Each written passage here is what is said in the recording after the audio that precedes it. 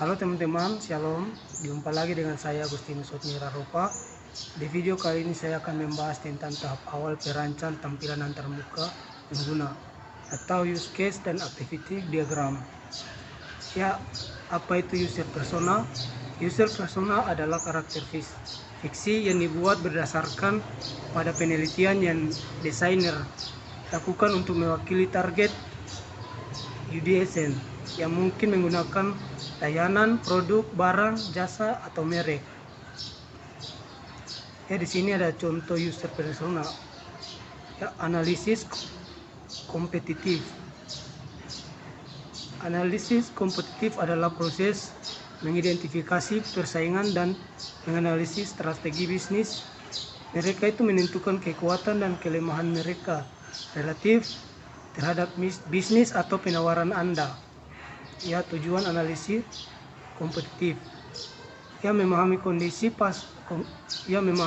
pasar lebih baik, menemukan peluang yang belum dimanfaatkan, dan ancaman mendatang, munculkan strategi yang lebih baik, membantu mengembangkan hambatan kompetitif. Ya, di sini storyboard. Storyboard adalah sebuah desain sketsa gambaran yang disusun secara berurutan sesuai dengan naskah cerita yang telah dibuat. Dengan pembuatan storyboard sendiri, maka pembuatan cerita atau naskah dapat menyampaikan pesan atau ide dengan lebih mudah kepada orang lain. Dengan membuat cerita yang tersusun rapi, maka penonton dapat menangkap maksud dan tujuan cerita sehingga pesan dan konek kreator tersebut dapat disampaikan dan dapat mempengaruhi orang tersebut sesuai dengan naskah yang dibuat. Ya, di sini juga ada use case diagram.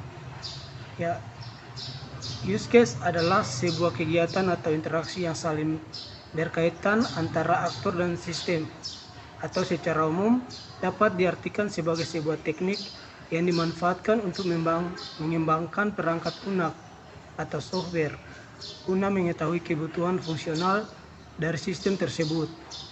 Ya, definisi dari use case diagram sendiri adalah proses penggambaran yang dilakukan untuk menunjukkan hubungan antara pengguna dengan sistem yang dirancang. Hasil representasi dari skema tersebut dibuat secara sederhana sehingga bertujuan untuk memudahkan user dalam membaca informasi yang diberikan. Ya, di sini juga ada komponen use case diagram. Satu sistem.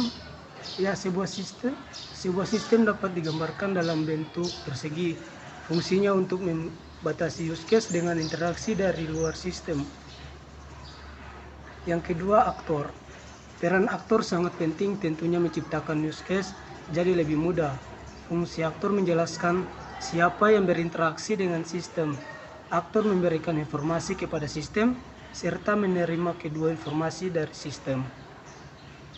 Ya, di sini juga ada simbol-simbol pada use case diagram.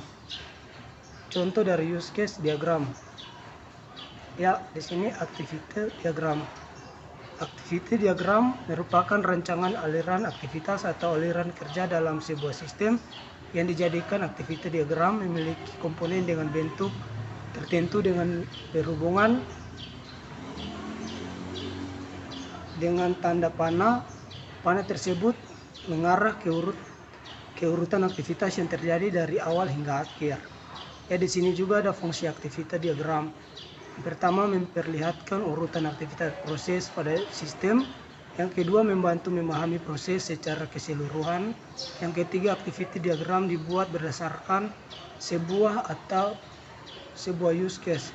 Yang keempat, menggambarkan proses bisnis dan urutan aktivitas dalam sebuah proses.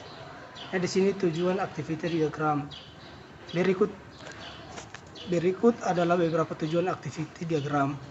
Yang pertama, menjelaskan urutan activity diagram di dalam suatu proses. Yang kedua, di dalam dunia bisnis biasanya digunakan untuk modeling atau memperlihatkan urutan proses bisnis. Yang ketiga, mudah dalam memahami proses yang ada dalam sistem secara keseluruhan.